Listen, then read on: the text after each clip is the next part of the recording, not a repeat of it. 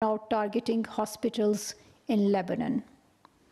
So far, 34 hospitals have been damaged, 111 emergency medical technicians have been killed, and 107 ambulances have been targeted in Lebanon. Such attacks on the humanitarian structures, agencies, and actors in Palestine and Lebanon prevents people from seeking urgent medical care while creating long-term health risks for millions, including children.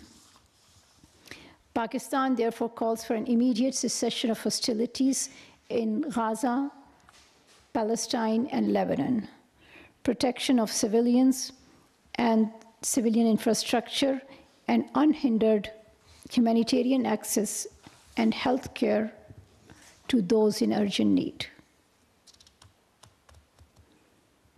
We are also concerned about the reports of deteriorating health of Kashmiri leader Muhammad Yasin Malik as he observes a hunger strike in protest for the poor conditions and insufficient medical care in New Delhi's Tihar jail.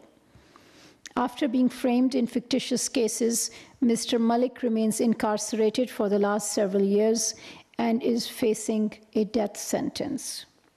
We urge the Indian authorities to provide quality medical care to Mr. Malik and immediately release him.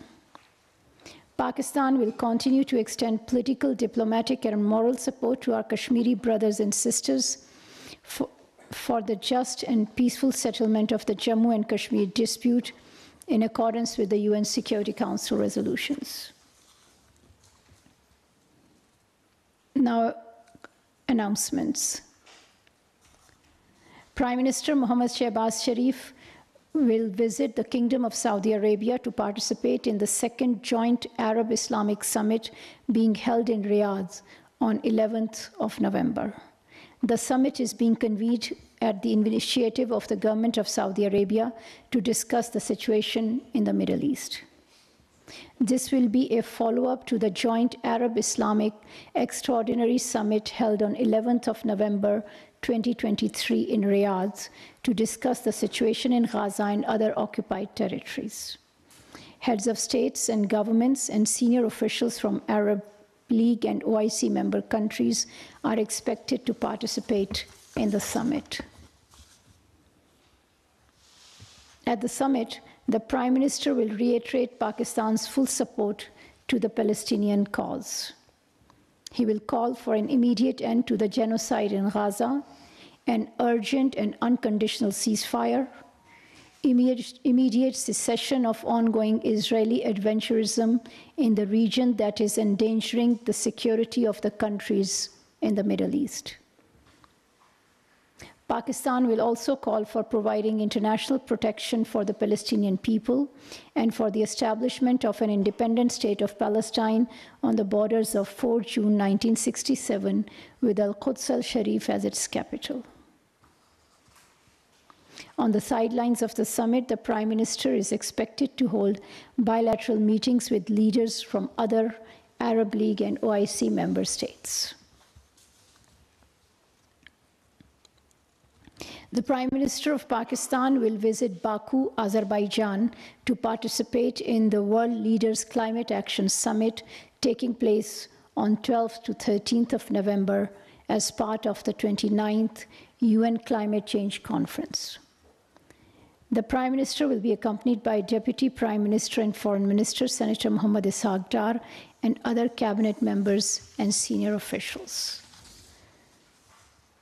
At the summit, the Prime Minister will make a robust call for climate solidarity and climate justice based on the established principles of equity and common but differentiated responsibilities and respective capabilities.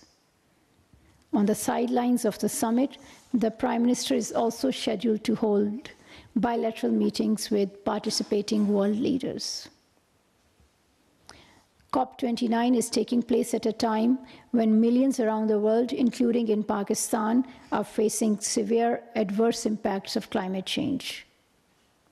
As an important stakeholder, Pakistan will continue to make positive contributions to the global climate debate, negotiations, and collective action. Thank you.